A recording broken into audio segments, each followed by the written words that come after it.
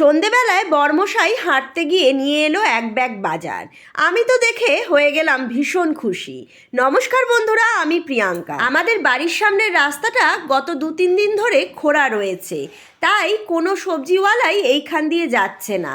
তাই হট করে যদি কিছু প্রয়োজন পড়ে সবজি কিনতেও পারছি না। আর এখন সন্ধেবেলায় যখন ও সবজি নিয়ে এলো, আমি মনে মনে ভাবলাম ভালোই হয়েছে, ধনেপাতা ঘরে ছিল না। ধনেপাতাগুলো বেশ টাটকা, সব সবজিগুলো এত টাটকা দেখে মনে হচ্ছে এক্ষুনি মাঠ থেকে তুলে নিয়ে এলো। শীতকালের এই টাটকা বেগুনগুলো দেখেই মনে হয় পোড়া খায়, কিন্তু পোড়া তো আর রোজ খাওয়া যায় না, দিনক্ষণ মেনে খেতে হয়। সবজির ব্যাগটা যখন নিয়ে ঢুকছে দেখছি একটা ছোট্ট মতন, দেখে মনে হচ্ছে বাইরে থেকে গন্ধরাজ লেবু। এই সময় গন্ধরাজ লেবু অত বড়, আমি তো দেখে ভাবলাম বাবা এত বড় লেবু এখন পাওয়া যাচ্ছে। তা ওকে আমি জিজ্ঞাসাই করে ফেললাম যে কি গো, এটা কি গন্ধরাজ লেবু?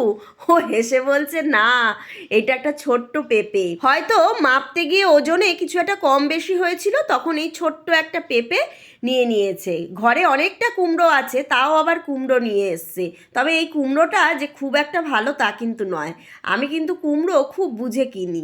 যাই হোক, নিয়ে এসেছে, টক করে ফেলবো। ধনে পাতাগুলোকে গাডারটা ছাড়িয়ে গোড়াটা কেটে এই বক্সটার মধ্যে রেখে দিলাম। এইভাবে রেখে দিলে অনেক দিন থাকে, আর প্লাস্টিকের মধ্যে রাখলে না পচে যায় খুব তাড়াতাড়ি।